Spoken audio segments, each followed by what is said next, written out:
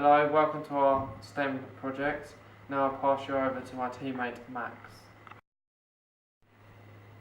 While we undertook this quadcopter, our aim was to create a value for money, an efficient way of doing search and rescue, dropping off equipment to maybe mountain rescuers, for example. If they're stuck in the middle of nowhere, where are they going to go? What medical equipment will they have?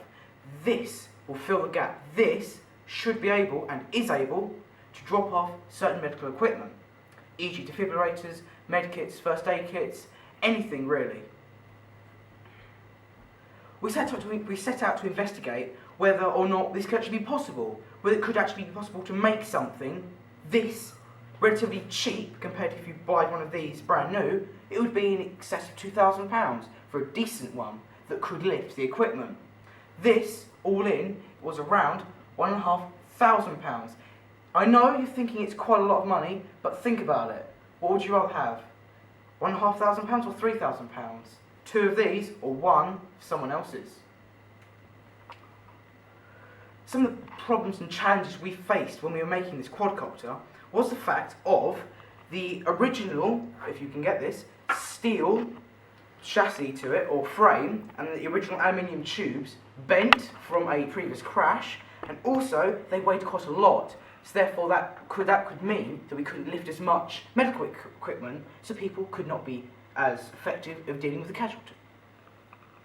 As you can see on this quadcopter, if I point out, we have the GPS, which means if you set it to go home, it will fly home with you touching none of the controls at all. We have power source. It could be outfitted with two of these for improved battery life, improved durability, so you can fly further and higher. Currently, we have 4 brushless motors on here, very power efficient, two bladed props per each one. The ESC flight controller is hidden underneath here, which is like the brain of the thing. We have currently got a camera on here, which will be like a live stream. So if you're trying to find the so-called people, you can use the GoPro and see them in real life, so that you can fly down and get a more accurate drop on them.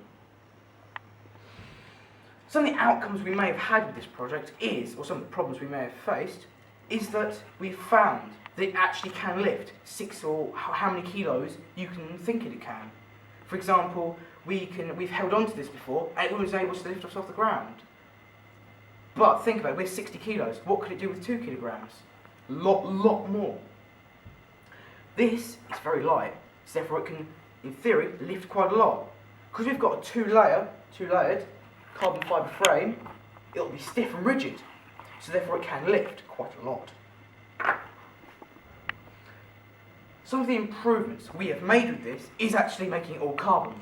Even though carbon is more expensive and can be brittle, it is much, much lighter, so therefore more equipment can be carried, as I've said before. Also, carbon doesn't conduct electricity as well as some other metals, e.g. copper, if you felt like making it out of copper, or aluminium or steel, because they conduct electricity rather well. So, the impact this could have is a much, much cheaper version of helicopters, for example. A smaller version of the Hercules, which drops off equipment like in Afghanistan. This is it, but a smaller version for the 21st century.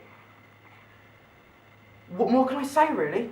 This is the future, especially if we have some FPV, first-person view goggles, which will enable it to be seen anywhere. The ethical concerns we may have thought of when doing this quadcopter was the batteries. As you know, or you may not know, you can get lithium, cheap lithium, from Bolivia. These have been sourced properly, so they're not cheap lithium. They will last and last. These have roughly 15 minutes flight time and 5,000 milliamp hours.